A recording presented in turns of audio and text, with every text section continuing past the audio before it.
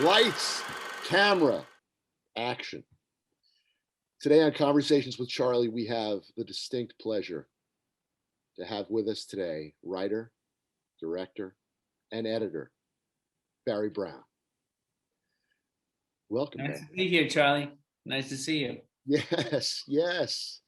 And I think we can dig right in to what you've been up to. I want to start with just a question about it, of course, because I just recently screened your current film that's out it's in release, Son of the South. But you've been an editor for as long as I've known you, although you started as a director with the Ward Home as a documentary director, and then sort of made a career out of being an editor, dipping in and out of directing. So what brought about this moment just now that got you to decide to make Son of the South? And tell me a little bit of the story of it. Clearly, you're a native and had a history of, I guess, being raised in Montgomery, where the story takes place. Yeah, my family's still there. My mother's 95. Wow. And yeah, I mean, it's a film I've wanted to do for a long, long time. Not an easy film to get made. Wrote the script over 10 years ago, and it was a matter of just trying to, trying over all these years to get other people in that would really back it, and it really came down to. It probably came down to the Trump years where people thought we really need a movie like this, and so finally it got traction, and we got it. We raised enough money to get it made. And beautifully and elegantly done. I literally just screened it this week, and I was absolutely blown away by the beautiful cinematography. And yeah, gorgeous. And it's just John Rosario did a great job. Delicious. A great young cinematographer. What a talent! What a talent! Yeah, a real talent. Okay, so the story. I mean, of course, the voting rights era is something that I'm familiar with. I've seen. There have been other films that have been done about voting rights, documentary and feature, both with Mississippi Burning and whatnot. But this is a very specific bio story of a man who is, I believe, is still alive today, Bob Zellner. Yeah, Bob is still, yeah. Bob lives down in Alabama. Right. So this is just a spectacular story to capture. Tell me about how it was that you came to connect. Obviously, there was a book that the screenplay is based on, but did you get to know Bob? Well, I knew Bob a long time before he wrote the book. Oh. A long time. Okay. And we met in the 80s in New York through his girlfriend at the time, the cinematographer Judy Irola. And we're both from Alabama, and our politics are similar, and our sense of humor are similar, and back in those days, he would tell me these one story after the other about being in SNCC and the civil rights movement. And they were just amazing stories, amazing stories. And so, matter of fact, I don't know if Bob will remember this, but we were down in Bruton, Alabama, and and he showed me Murder Creek that runs right through Bruton, and he pointed across the creek and he said, "That's East Bruton. That's where I'm from." I said, "So you're from the wrong side of Murder Creek." Wow. And I don't think he remembers that, but yeah. I think that's where he got the name for the book. So, and so when I was writing the script, he was working on his book, and most of what's in the script really isn't so much from my reading of the book, but from the stories that Bob told me. I mean, there was probably things I got from reading the book as well, but a little of both. And then you wrote, now you're saying you wrote, I mean, this is now 10 years ago that you wrote A this little script. over, yeah. I was writing the script probably in around 2008, 2009. Right. So around this time, you're doing all these films and cutting all these films for Spike, Mhm. and finding time to fit that into your life. Yeah. Fantastic. And so, tell me a little bit about the production of this film. There were a lot of beautiful period. It's a period story, so you have old cars, and I'm pretty close with your producer Stan Erdreich. In fact, Yeah. I had a chat But with him. Stan, I mean, really, Stan. Without Stan, I don't think this film would be made. Quite frankly, he raised the early money for this movie right out of Alabama. He's from Birmingham. Yeah. What we used to call Birmingham. When I was in high school. Oh, really? Okay. Tell me how did it get that name? Because of the Birmingham. yeah, because Yeah. it took place. Yeah, yeah. There was bombs that went off There there. were bombs that went You off. know, and some people almost refer to it naturally as Birmingham, just the accent. But yeah, we used to call it Birmingham, and Stan was just great, and it's really wonderful that the first money came from Alabama, because so much of the film is a Southern film. I'm from Alabama. Bob's from Alabama. Many of the supporting cast are from Alabama. A lot of the local crew, was from Alabama. Eloise Damerjohn is from Montgomery, who she did the production design. And Eloise was amazing. She's so good. She doesn't live in Alabama. She works all over the world now because she's such a great production designer. And and Eloise just took the little bit of money we had to make this movie with and just stretched every dollar to get things to work. And there was never once I showed up on a set that wasn't ready to go. I don't think she slept. I don't think she slept. Unbelievable. I don't know. I do not know how she did it. And Dane, who was her art director, also first-rate art director, and he goes off and works wherever Eloise works, but he lives right in Montgomery. So there was so much about this movie that is so Alabama based. The story takes place in Alabama. We shot it in Alabama. We shot it in a lot of the places where the original events actually happened. The Freedom Riders riot. We shot exactly where that Greyhound bus came in, and where they got off the bus, and where they got beaten. We were at Reverend Ralph Abernathy's church in Montgomery, to shoot the scenes that actually took place in that church with Bob and Rosa Parks and Dr. Abernathy. And where Rosa Parks says to Bob, something really bad is going to happen to you right in front of you someday, and you're going to have to choose. Because not choosing is a choice. You're going to have to choose a side. And we shot it in the very doorway that the real Rosa Parks stopped the real Bob Zellner to deliver this message. So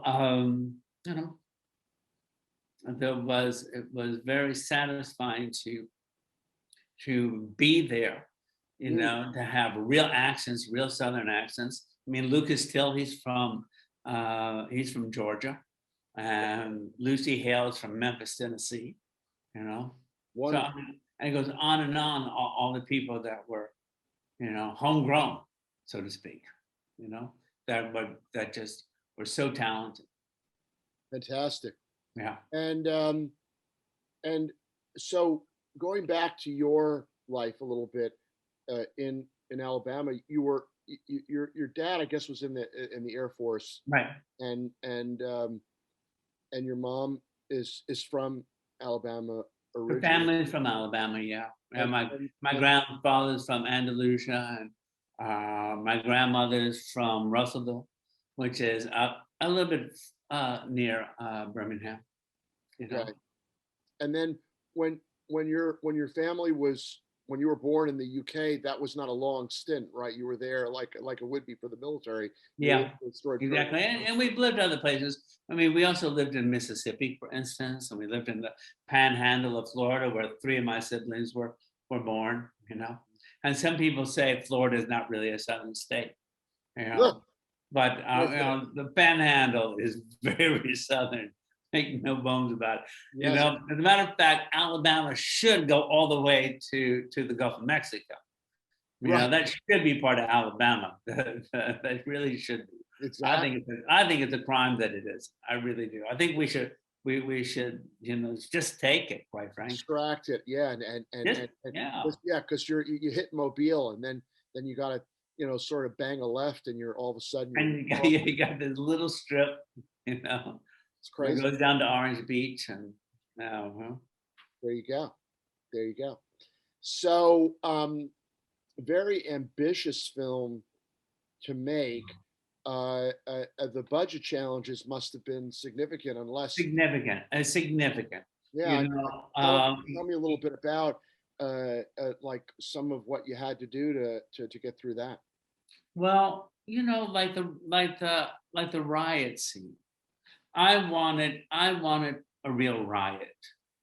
You know, I mean, there has been some criticism of me for doing this riot in this movie, like it's unnecessary. I think it's very necessary.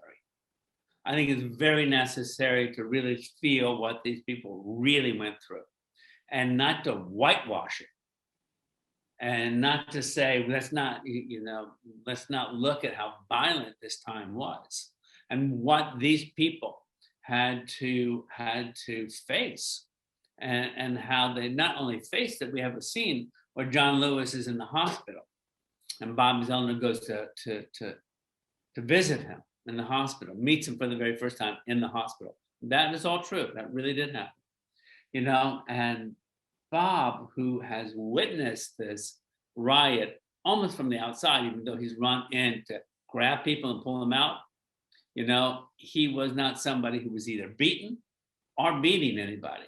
So in a way, he could just go in and out of that riot without anybody touching him, because they just thought, you know, the 6 foot tall, blue-eyed blonde Southerner is one of us. I think the rioters must have just thought that way. So he could do anything. And so Bob goes to the hospital, and he says, well, your freedom rides is over. And John Lewis says, what are you talking about? What are you talking about? We're getting on that bus tomorrow. And Bob just can't believe it, because he's seen what happens to people. Right. He's seen it firsthand. He knows how vicious that mob was, and how, and he says to John Lewis, he says, you know, when Georgia gets criticized for being backwards, in Georgia they say, thank God for Alabama. and in Alabama, we say, thank God for Mississippi. And that's where they're going. They're going to Mississippi. So basically, Bob is telling John Lewis, who he assumes is not from anywhere around there, that Mississippi, as bad as Alabama was, Mississippi is going to be worse, right? Now, John Lewis is from Troy, Alabama, a town I knew very well in high school. It was 50 miles south of Montgomery. And I would go down to Troy a lot, you know? So, you know, I knew Troy. Interesting. Yeah. So that's why, you know, so my point about the budget was I really wanted to do a real riot, and an upsetting riot, and one that had a lot of details in it. Because I was also looking at other movies from the past that, you know, like the 10 best riots of all time in movies. And quite frankly, one of the only ones that I thought was any good was the one from Do the Right Thing, you know? Yeah. And that's a really good riot. Oh, yeah. And so, but I said, I'm going to, you know, I'm not going to fail at doing this. And we had basically a day and a half to shoot that riot. That was it.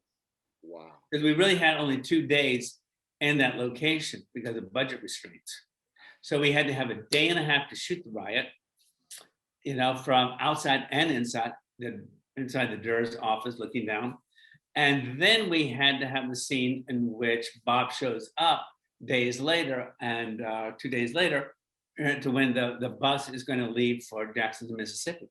And so we had to shoot that scene too, you know, and so, you know, it was, but what we did was we really choreographed it and we laid it out to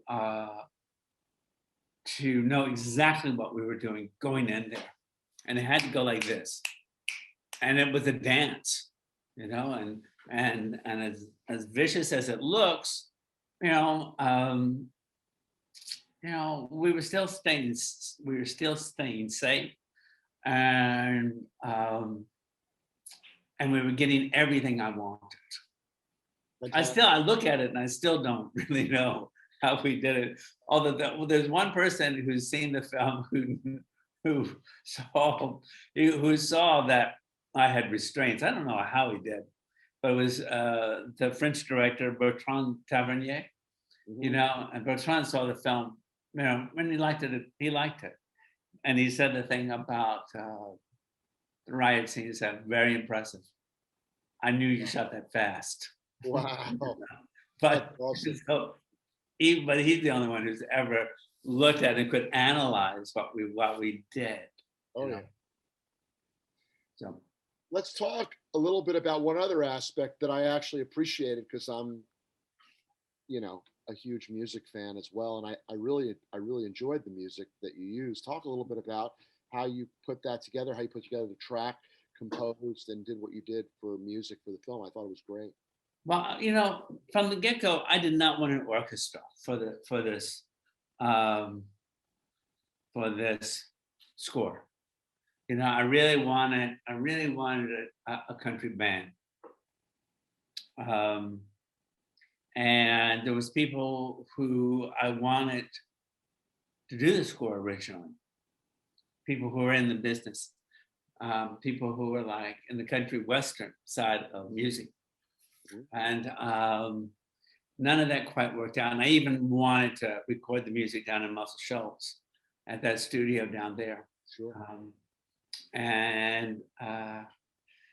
So I was sort of stuck here. I mean, I had the sound in my mind, but nobody who we could really afford to hire, right. Really, or this didn't work out for one other reason or another. But then my friend in LA, Kevin Dowling, said to me one day, "I think I got the guy for you." And he said, he can do anything. And this guy name was Stephen Arguilla. And, you know, and I looked at Stephen's work and yeah, it was pretty broad in terms of his ability to deliver, you know, but he had never done anything like this. Nothing like it. But we met, and you know, I just thought, I just have to trust he can do it. As a matter of fact, that's not completely true. I didn't completely trust he could do it. There was one section of the film that I said, "Can you write a piece for this?" You know, and just just record it on a synthesizer or whatever, however you create something rough. And he did it. He did it really fast. I think within 48 hours. You know, it wasn't a long piece. It was a minute or so, and it was perfect. Man, it was just right. And so I thought, okay, this guy can do this. You know, I think the producers were like, "But wait a second, he hasn't done a score like this." I said, "I'm sorry, but you know, if somebody can do this and deliver it so fast, you know, we got to trust him." And then Stephen he really got what I wanted. I wanted a band. I wanted a country band. Right on. You know, to and he brought in great musicians, Mhm. and I basically created his own little country band, and in a little studio in LA, we recorded that score, and it was gorgeous.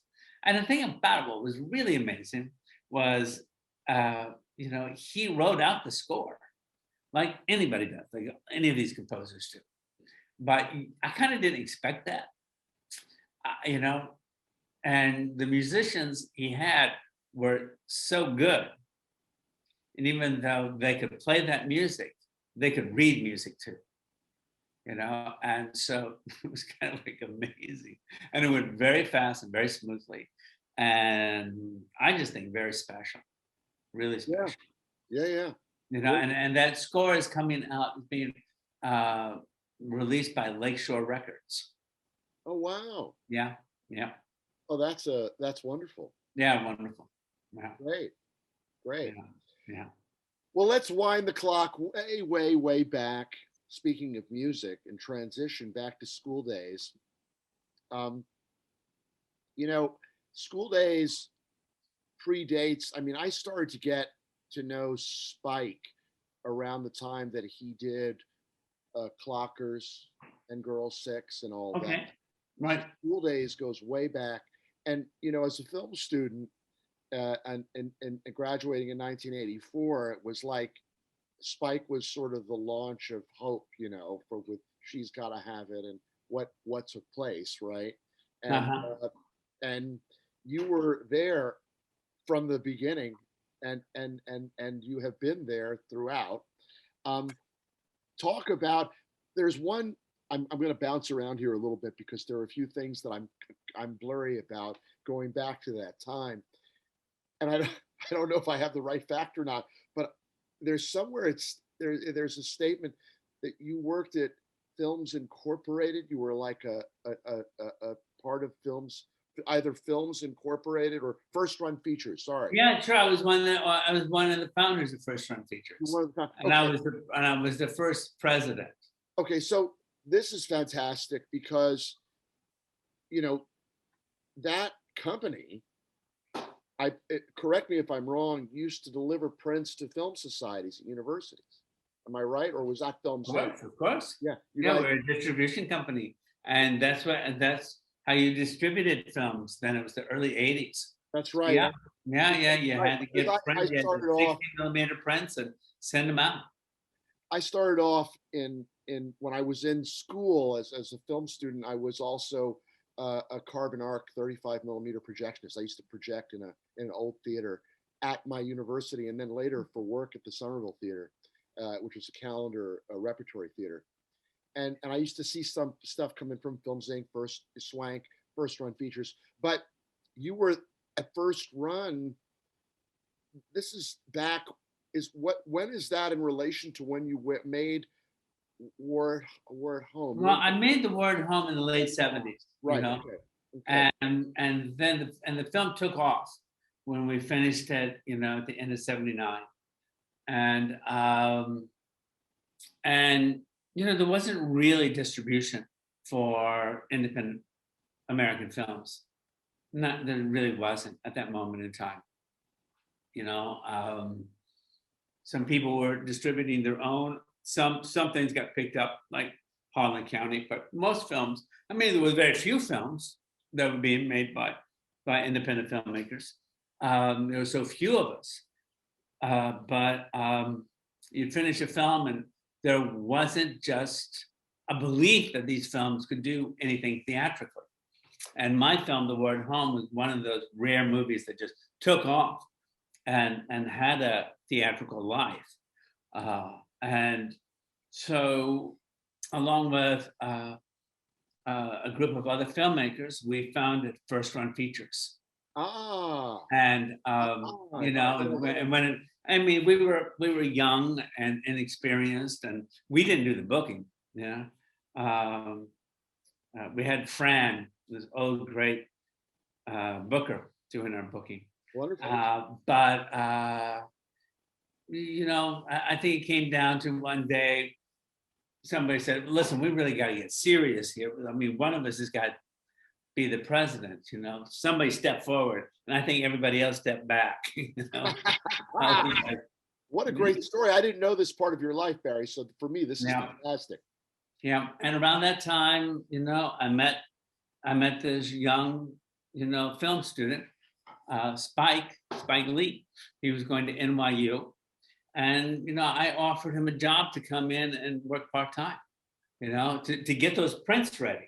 Those prints that you got. So you Spike was getting those prints ready to send to people like you. That's fantastic. So Yeah. Spike Lee was working for you while he was at school at First Run Features. Yeah. Fantastic. Mhm. Wow, what a story. And how long did you end up staying as president?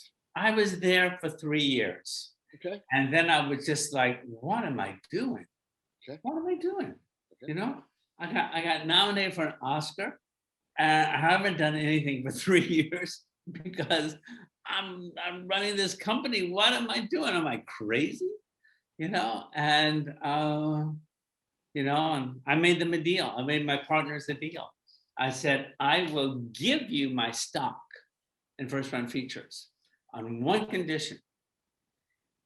Nobody calls me about stuff in First Run Features again, ever, for anything.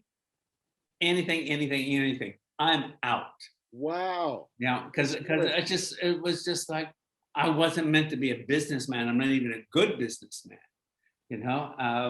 And you know, I was a filmmaker, and I'm not making movies. So Fantastic.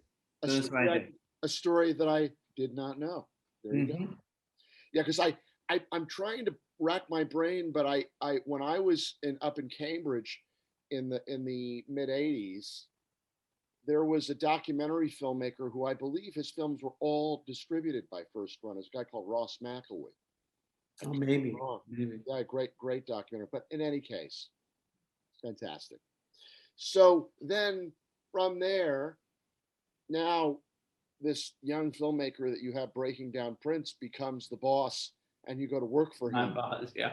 Well, Much, right? really what it came down to, you know, Spike was doing stuff at school, and I was doing some other things too. I did a half-hour film. And the first film I really edited was High Wire, which I co-produced and edited with Sandy Sissel. And about Sissel, wow, okay. Yeah, about Philippe Petit, about a walk that Philippe Petit did in New York City. A really very, very charming half-hour film, really charming. Is that the one where he goes between the towers? Is that no? It was one across to St. John the Divine on the Upper West Side. Wonderful. And so, you know, and there's some of Spike's voice in that film, some of his laughter and some of his voice, because you know sometimes you know people were looking, you know, like what you know Philippe Petit is putting up this high wire, you know, and saying things, and so the camera was too far away for you to hear it, so Spike voiced some of those voices, you know, and I would help him out on anything he asked me to do, and he asked me to do the set up the tracks for the mix for She's Gotta Have It. But I also went over to his house a lot, you know, just to give my 2 cents on the cut for She's Gotta Have It. And then he got stuck on one scene. It just wasn't working for him. And he said, you know, can you try something? Can you recut this? You know, and so I recut the one scene for him in film. And so you cut that one scene in She's Gotta Have It. Got it. No. And then he asked me to do School Days. Right. So let's talk about, because that was a big jump. I mean, School Days now, I think Columbia Pictures, I mean, not just for you, but for both of us. Yeah, both of us, a big jump. It was a launch, yeah. So he had to do what not everybody is able to pull off, which was to stand behind the man he wanted. So he stood behind you, and you end up cutting School Days. You know, the thing about it is I don't think anybody realized I wasn't an editor. I don't think anybody at the studios realized, oh, wait a second, he's your buddy. you just hired your buddy to edit this, this whatever it was, Ambitious $3 or film, ambitious $4 million. film. Yeah, I you know, mean, and let's get clear about what it was. An ambitious, a musical. a musical, yeah. One of the things that really drew Spike and I together when we were really young was our love for Broadway musicals. We both love them. And I remember when I went into, I asked somebody because I'd worked with 16 millimeter, but I never worked with 35 at that moment. And School Days was going to get shot in 35, so I asked somebody, do you know anybody who has working in a 35 millimeter editing room right now? And so they said, yeah, and they set me up, and I went up to a place that was up in the Brill building. Yep. Right. You've been in many times yourself. Know it well. And so one of the editing rooms there, and this first assistant was showing me through the ropes, and I would say things like, oh, look at that. So in 35 millimeter sound, the wind of that is completely opposite. You got to flip it like that to go through the head. And what are the white boxes, and you use red Sharpie for, and she would say sound, and the black Sharpie for picture, okay? And how do you get this all organized? And grease pencil. Right? And finally she said, you know what? I misunderstood. Somebody told me that you were the editor of the film. And I said, yep, I am. And she was like, oh, brother, this movie is in trouble. This movie is, if you're the editor, this movie is definitely in trouble, And I remember I remember looking, at their organization of these boxes and thinking, I don't know, I don't like what they do here and here and here, and so my editing rooms always had a slightly different kind of organization to the boxes, and sometimes people would come into my editing room and say, oh, look at that. Who taught you how to do that? And I said, I made it up myself because I like it better, So, even the ward home, there was things that we were so green at. I mean, I hadn't gone to film school, my partner hadn't gone to film school. We were green. And we didn't even know that you were supposed to put in coding, this little code for the sound in the film. Yeah, that you always could find a way to sync it back up. Edge coding from the punch on the track and the work picture. Yeah. Right. Head and tail, you used to get edge coding, and those numbers matched up throughout the process. Yeah. But we didn't know. I didn't know. So when we got to New York to set up the mix, right? The sound editor said, so let's talk about, your system and your organization and your codes. And we're like, you're losing me. I don't know what to code it. What do you code for what? And they began to realize pretty soon, oh my Lord, these idiots did not code anything. Nothing's coded, right? Nothing was coded. And so they were like, oh, but that was it. You stumble through and you learn things. You learn it. Oh my God, did you ever? For me, had been from the very beginning on the job training, except for one thing. There was nobody there to train me. Nobody around to train me. I had to figure this stuff out, And you were working with cutting mounds and mounds of film and trim with magnetic track. Magnetic track. Mm-hmm. And then multiple tracks laid out to design the sound with slug in between, because I used to cut on a Steenbeck. I started in film myself. And so but I actually studied it at school. You did this without film school. Yeah. I did it without studying, just figuring it all out. Wow. Yeah. That's fantastic. And then through that process, I'm assuming, although you had to be self-taught, on every film there's an assistant editor, someone who syncs dailies. So you did have a little bit of a crew, right? Yeah, absolutely, absolutely. There was a crew, you know, and I don't think though that my first assistant editor on School Days was any more.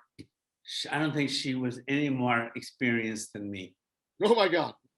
I don't think so. I don't think so.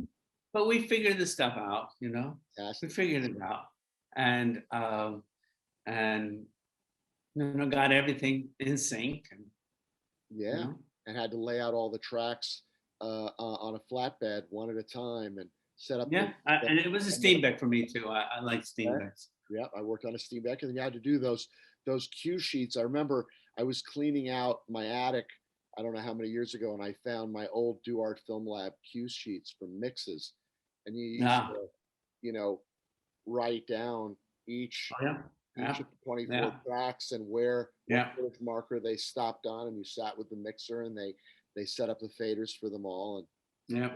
the you had to organize. Around that time, I took a short job um, at CBS, a show. I can't even remember the name of the show. It was a magazine show, and it was not for very long. And there was a guy there, an assistant editor. His name was Robin. I remember Robin's last name, but he was full-blooded Cherokee Indian. And one day, Robin says to me, "Have you ever thought about your style as an editor?" And I said, "Yeah, you mean like jump cuts and that?" He goes, "No, He said, people are going to sit behind you, and you got to develop a style so that just watching you, they're impressed." And I thought, Robin is right. Robin's right. And I'm telling you, from that point on, I worked on my style. And if you had walked in, because I was worked on an 8 plate, 2 pictures, right? Yeah, yeah, that's the way to go. And if you walked in and you watched me on a Steenbeck, an 8 plate Steenbeck, I was impressive. Yeah, So many people were just impressed with me just because I worked on my style. I mean, I could do, I throw a piece of film around my neck. It was just, I had this thing going all the time, yeah. You have to like a be pizza maker or fluid. something, Yeah, right? yeah. I mean, I might not be any good at all as an editor, but I really look good. Ah, I You know? love it. I Yeah. So love it. thanks to Robin, I had style. On Avids, you just don't have that ability to show off your dexterity, your physical. You can't impress the same way. No, right? Mm-mm. I'm trying to think of the cutoff for you.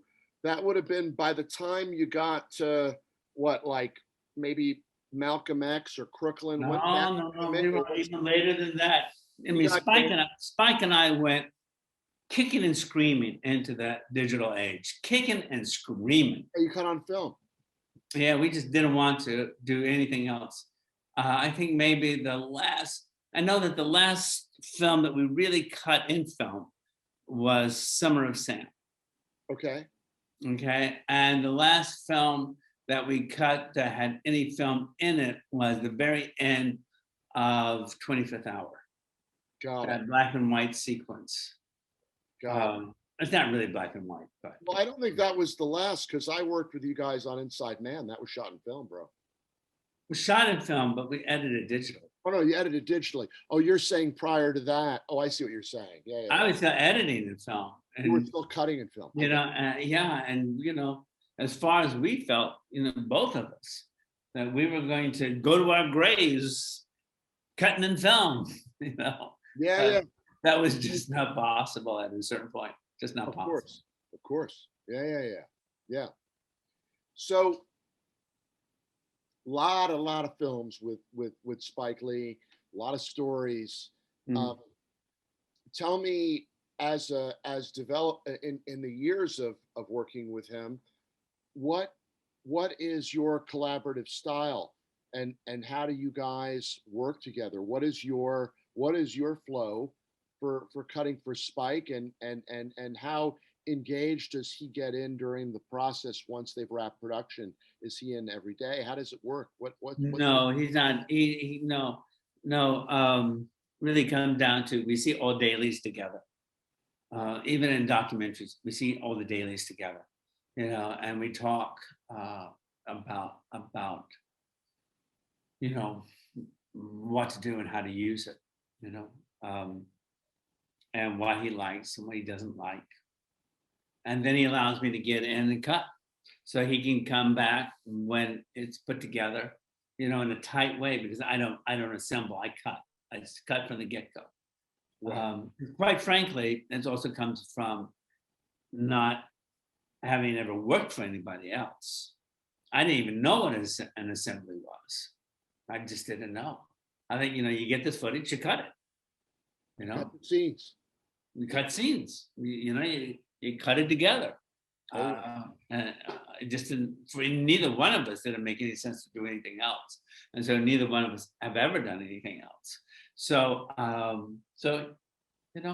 I cut it, and then he comes in and we start reworking it, reshaping it from what I've cut. Yeah, and in the case of the types of stuff you've done with Spike, it's included pretty much everything, right? Because you've done documentaries, you've done feature films, done some episodic. Did you do any of the commercials? You must have done music videos as well. Early on, I did some of the Nike commercials.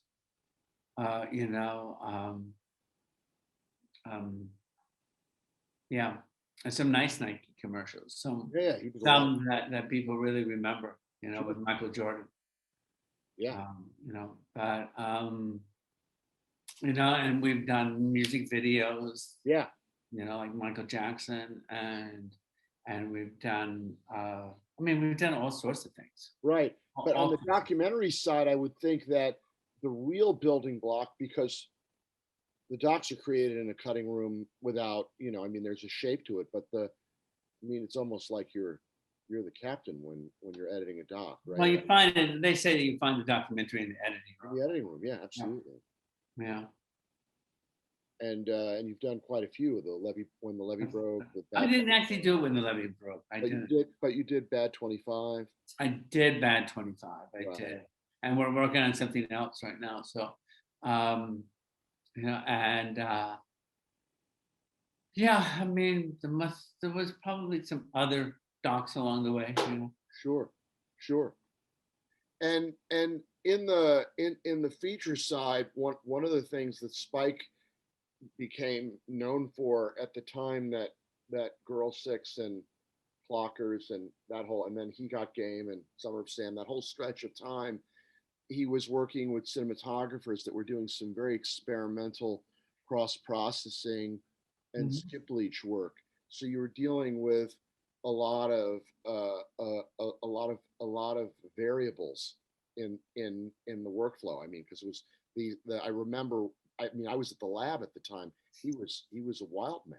Yeah, he was a wild man. Huh? Yeah, he was because but they were trying something. They wanted to try stuff. That's what I'm saying. It was beautiful. For me, the adventure. I had Ellen on the show. We talked about it, but the adventure was to work with cinematographers like Malik Saeed and of course Maddie Levitique and Ellen Curris and people that were willing to kind of push the edge. And you were on the receiving end of this stuff coming in. And talk a little bit about the process and working with the creative ideas behind that, and kind of collaborating as a team with all of that. That must have been an exciting time. Well, yeah, I think so much of that, especially when you come down to the look of a movie, it wasn't so much. That was really between Spike and the DPs. Yeah, DPs, absolutely. And so much of it, I took a back seat because that's a whole other thing. Sometimes it's a matter of when you're working like that, some footage might come in very early on, almost as dailies, and you have to flag certain things to say, listen, I think this is not the look you're going for, you know. This is, you know, and then let Spike and the DP look at it and then take it back to Technicolor, right? Exactly. And you know, sit down with somebody and rework it so that you're trying that you're not going to really get it until you're really at the finish and you're color correcting, but at least you want to be in the ballpark, you know. So I mean, I don't think beyond that I really had much of a role in that stuff, you know, except for flagging certain things. Right, because you were seeing the stuff come in and having to match it up and communicating back to them, and you're cutting during production, obviously. So, so you're going all the way through. On the schedules that you worked on, were you able to put in a full 26 plus weeks to do each of these, or did it have to go faster on all these films? I mean, we always had enough time. We always did, except for BlacKkKlansman. BlacKkKlansman was the fastest of all of the films. Interesting. Yeah, it was. I mean, you know, I showed Spike my cut of the film on January 8th. And it's amazing. And in this room that I'm in right now. And what was amazing about that whole from January 8th on, because it was at Cannes, you know, in May. So, you know, February, March, April, May, 4 months later, we were in Cannes. Unbelievable. And Spike had Terrence Blanchard come in and sit to watch the very first time he saw the whole film, which is unheard of. I've never seen Spike do that before. You know, he's always wanted, and for good reason, just to see the film by himself the very first time. Mm-hmm. I don't know why did he have a sort of second sense that we were already in a place, but I don't know how, because he hadn't really seen the cut. Right. But right from the jump, you know, Spike was like excited about the film and where the film was at, even on January 8th. You know, and he wanted Terrence to start working on the score. Yeah. And we showed, you know, usually what you have is 10 solid weeks of a director's cut. Director's cut, yeah. So it's 10 solid weeks after January 8th, right? Mm-hmm. Which really takes you to late March, right? I mean, but we had to show Ken something, I think, by March 12th, which means we really had to go in and do a pretty good mix, you know, and not a real mix, but, you know, a good scratch mix, and some other things before March 12th, which meant that we really had to show the studio the film by the end of February. So, I mean, what is it for Spike in terms of his director's cut? Was it week 6? Was it week 7 of his director's cut? No time. Something like that. But Spike was like, let's go, let's do it, you know? And that's what we did, you know? Outrageous. And I think we locked the film. We locked the film, I think, even before the 10th week of the director's cut. Unbelievable. I'm sure we did. I'm sure we locked it.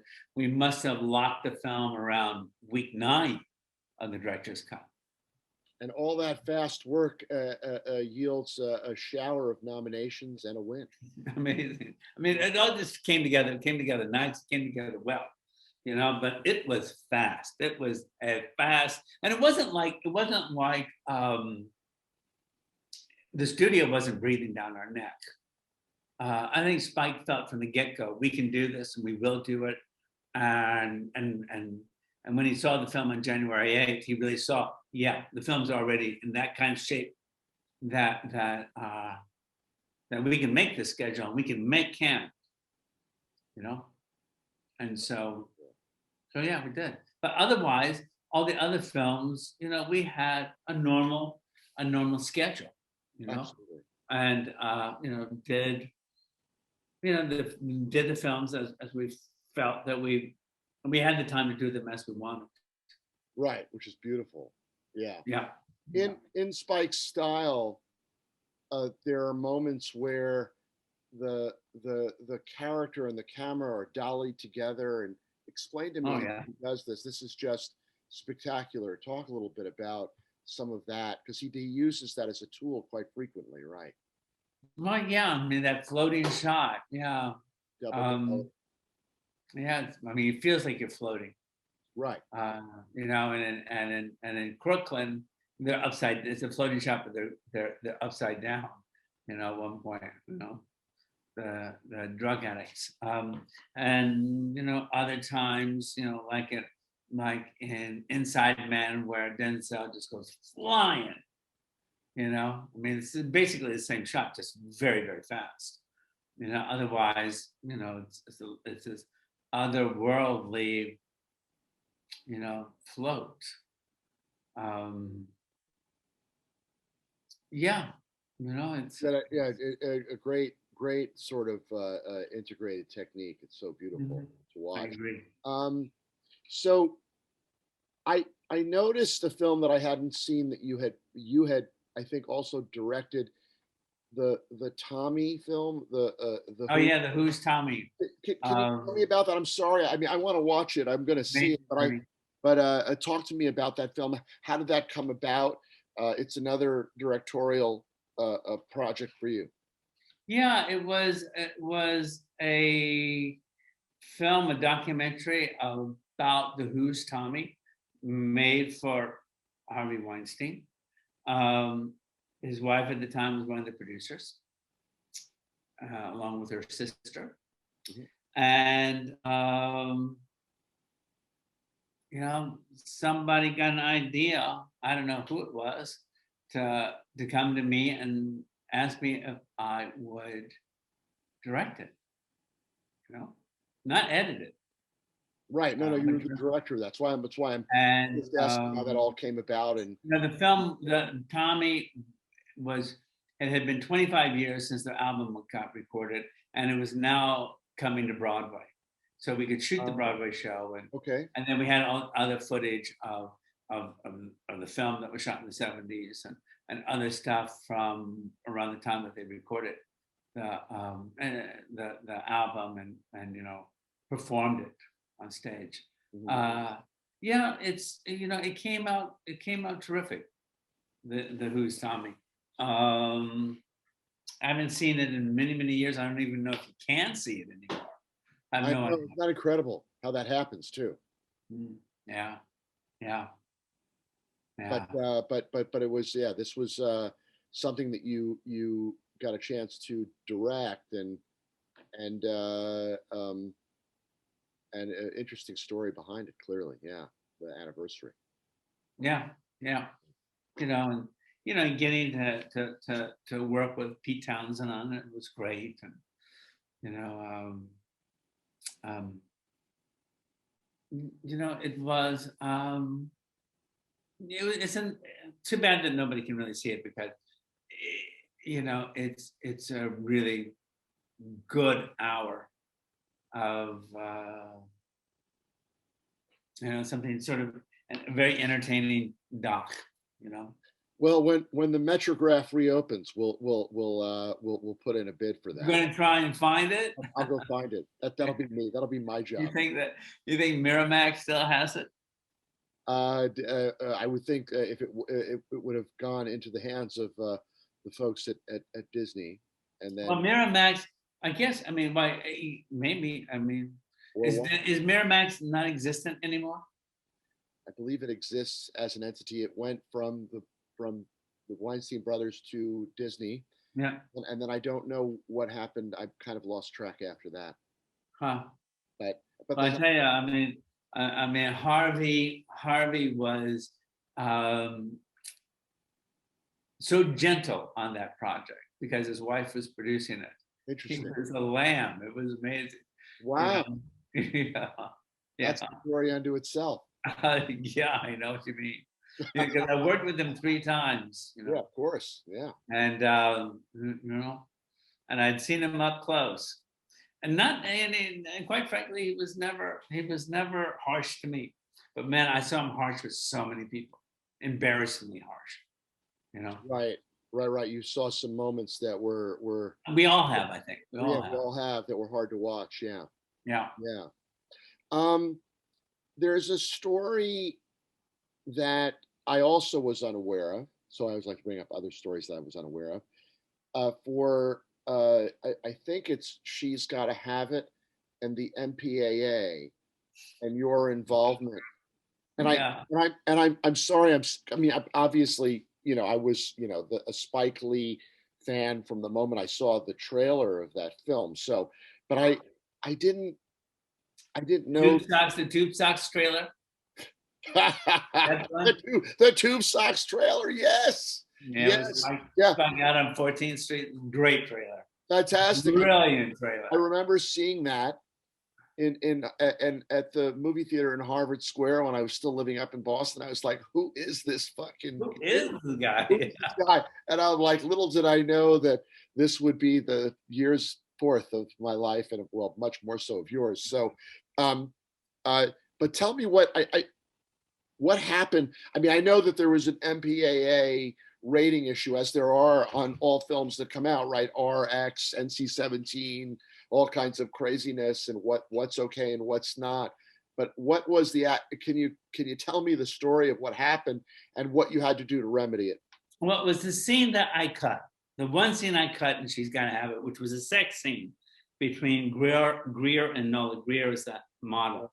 And it was this shot that looked right down onto a bed, right, her bed, and Spike had shot it in a way that he thought all the edits will happen in camera, right, and he didn't like it, and so he asked me we cut it, and so I came up with a way to cut it, to make kind of like 2 moments in this sex scene. And one where like they're I mean, basically it's black and white and so high contrast. They are almost silhouettes on this white bed. They really are. Because he really pushed that. He really pushed the contrast. And so you really hardly even see their nakedness because they are silhouettes, right? And the first part of the scene, they just go one side of the bed, one back and forth, back and forth, and back and forth, and then they come apart, and then they come back together. And I did this thing where they went around in a clock, I think Spike had this idea in mind that this would be all mixed up, and I just thought, no, let's just do it like this, and he liked it, and that's the way that where we ended up. And then they sent it to get rated, and that's the scene that kept getting bumped back, and they said no, this scene is too Revealing. Yeah. And I don't know what they were talking about, because really these were 2 silhouette bodies, but I just think that they were really uncomfortable with this young black couple having sex on camera. I think that's really what they were uncomfortable with. And so, we kept recutting the scene and sending it out, and they kept coming back with an X rating, and I think we needed an NC-17. Right. And so finally we came down to it and said, okay, tell us exactly these moments that are bothering you, because I mean, they're saying all this stuff and we don't see what they have a problem, what problems they're having. The parts of their body that are being revealed. We just don't see it, right? Just show us. This is the start mark. From this point on, by your footage count, just tell us which shots here are a problem. So they did that, and so we replaced the shots with other moments, thinking, well, listen, this has got to be okay. And so the weeks go by. Actually, I think it's more than a month or so go by, and the film gets released. I had just become a father 2 weeks before the film came out. And we had gone off to Pennsylvania for those first 2 weeks and came back to New York on the day that She's Gotta Have It opens. And, it's before cell phones, it's 1986. I know. And I call Spike up and say, hey, I'm back in town. He goes, oh, thank God. You got to get up. You got to get up to the theater and cut half of that scene out. Because that's the deal we've made with the MPAA, is that they have not given us an NC-17. And on the poster, it says NC-17. But they hadn't also responded to our last cut. And so they finally the deal was you just cut out half of that scene, right? Whatever half of it is, cut it out. They don't say it's which. And so he said, you got to go up there and do it. So I thought, okay, I think I know which part to cut, And Ola Tunji had done this drum beat to the scene. And so I go up there. The film is already played two screenings, and it's in the middle of the third screen. So, the projectionist has been told, about me coming up. You got to go in the booth. You got to go in the booth. Yeah, I'm in the booth, and that reel comes off. That scene is in, and I put it up onto, the winders. Yeah, 2 of them, and it's 35, so it's easy to see. And there's a little light plate there, and I go through and I find this where I want to cut halfway through that scene, cut it, go to the end, cut it, put that on a reel, put that reel in my coat, and then tape that back together, That it's spliced back together. You had to splice what you. I had to splice it, yeah, and double side so it won't come apart in the projector, right? Of course. And 20-minute reels, man. Yeah, and so I remember. So I remember the projectionists were like, "What are you doing? Wait a second, what are you doing? You're still editing this movie?" I would personally have been like, "What is going on, and how is this going to work for me?" Yeah. And for me also, that the sound is actually 18 frames ahead of the picture, right? Okay. Because of how it goes through the projector. That's right. And so I'm wondering, how is this going to sound? How is this going to sound? And so I had to wait for the next projection of the film just to watch it. But Olatunji's drum thing just was seamless. It just worked, like that. It just went right through. Wow. Now, I think it finally, for when you get it now, if you get the film now and the DVD, I think that scene has been restored. Completely. Yeah. Oh yeah. I cut after the third projection of She's Gotta Have It. We were still editing, But if you're cutting it out and it's in release, it's in more than one theater. So ultimately, you had to go back and have the. No, it was only in one theater. Oh, it was okay. Yeah, it was only in one theater, uptown on 66 and Broadway, I think. Ha! I love it. It was only one theater. But then you remember the films used to be like that. But it played around. Then so I guess that print that you cut then moved to another city. Is that what it was, or they made? Well, then we had to go into DuArt, and we had to conform in DuArt, and then Spike really wanted to make sure that the sound was okay. I don't even think we remixed. I think he just listened to it and thought, well, okay, like that. He was okay. He was okay with just literally cutting the optical track sound and the negative. I think so. I don't remember going in and remixing and creating a new optical track for that reel. But we might have.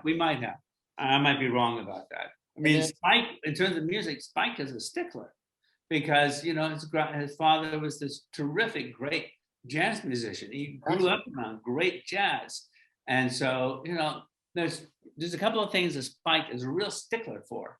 And one of them is music, Yes. You know, I mean, a stickler. So I can almost not imagine that we didn't go and remix that. The second thing is spelling. His mother was a teacher, Yeah. you know, and for him, you know, if you misspell something, he's like, he is just so disgusted. It's like, what is the matter with you? Why are we, you know, you can't spell? You know, I like you that. can't spell, you can't look it up. You know, I like that. yeah. That's So, that's a you good know, discipline. yeah, And yeah, I agree with it. Wonderful. yeah, yeah, yeah. So now here we are in the heart of the pandemic, Mm-hmm. and you and I are film veterans from the film era and digital veterans from the digital era and movie theater goers. Um, I can't do an episode of my podcast without talking about the cinema, even though in New York City, of course, they've been closed since the lockdown. What do you think? Uh, uh, uh, uh, I get the different Vegas odds, but recently I've been getting a lot of statements feeling like the movie theater business is going to come back bigger than ever. Wow, that would be great. That would be great.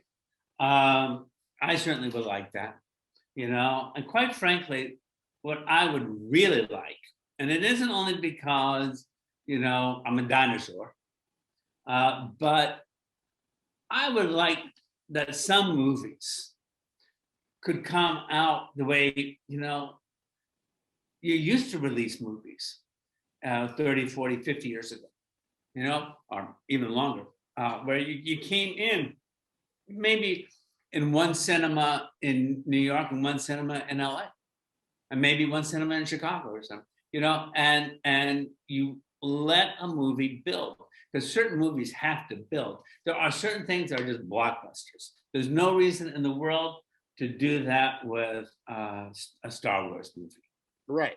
or Harry Potter. I mean, just get that out in as many theaters as possible. But let's say a smaller movie. I just saw this terrific film called The White Tiger, right? That film is so great. And you know, it's the kind of film that for me, it's, you know, it should go into one cinema, two cinemas, you know, and build from there and build over months. And they're also, in theory, as I've had many distributors and people from the distribution business on, I think there ought to be a 90-day window. I mean, where it can't play anywhere else except the theater, and that seems to be something that has gone away. Yeah, that sure has. That sure has. Because you have Unless you can just really completely control it. I mean, just have some patience, because you know, there was many movies that found an audience that way back in the day. yeah, You know? I mean, She's Gotta Have It being one of them. absolutely. You know, a film that it just came out in one theater, and people saw that, and the word of mouth just was great. You don't have to do this crazy, you know, we got to be in 1,000 theaters, or you know, or we're nothing, you know. It just, exactly. All at you once. know, you know, well, I mean, I hope you're right. I hope you're right that it's bigger than ever. You know, maybe people are just, as I think you're implying, people are just going to be so hungry for it, you know. And there's nothing like, you know, like my movie, Son of the South. I was able to show the film 3 times on a big screen before the pandemic hit.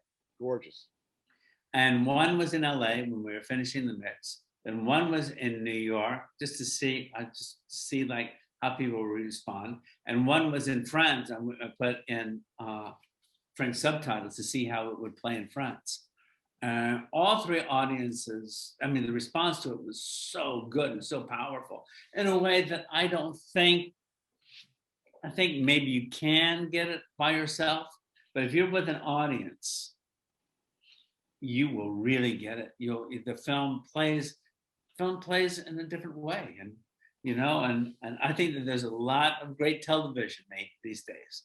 And I understand it's not completely called television anymore when it's on Netflix or Amazon, but I still feel like it's television. Yeah. But there's this other thing. There's this cinematic experience that I'm really a part of, and that I want to do. Yeah. Not that I'm against working in television. I've not worked in it very much, and I've only edited pilots. I've never worked really on a series. Right. But for me, I mean, that's the thing that gets me up in the morning is a movie that's going to end up on the big screen. Oh yeah, absolutely, absolutely. And apropos of that, now that your current project is out and about and playing, what's next for Barry Brown? Well, as I say, Spike and I are doing something together right now that will take me, until at least to the middle of this year. And I have another film that I wrote called The Provider. It's a dark fantasy. We're going to shoot it in Malta, and nothing like not any kind of a film that I've ever even worked on or edited. Certainly nothing that I've ever written before.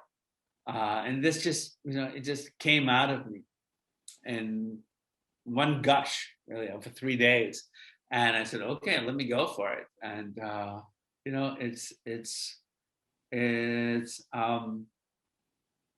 it's a very surprising story, and it is fantasy. Nice. And it is dark, Nice. And Malta is a great place. I actually set it in Malta, and this is just this, and then Malta just has this spirit that I want, it has a ancient history, a long history. No, I've heard it's a remarkable place. I've never been, but I've had friends that have told me about it. Yeah, it sounds spectacular. So you've obviously spent time there. A little bit. I was there in July scouting. I was able to go just as it opened up. Wow. And then came back to the U.S. to work with Spike. And you guys have been in the editing room or still in production on what you're doing? No, we're in the editing room. Yeah. No. Finishing up. Got it. Wonderful. Well, Barry. Charlie. Yes. What a pleasure. Great to talk to you. Good talking to you too. And I think we could talk for another 2 hours, but I think we did a pretty good job here. Yeah, that's right. People will say, oh, but these two guys never shut up. Thank you so much, Barry. Thanks for doing it. Thank you. Good to talk to you, man. Good talking to you, man. All right, later. Bye.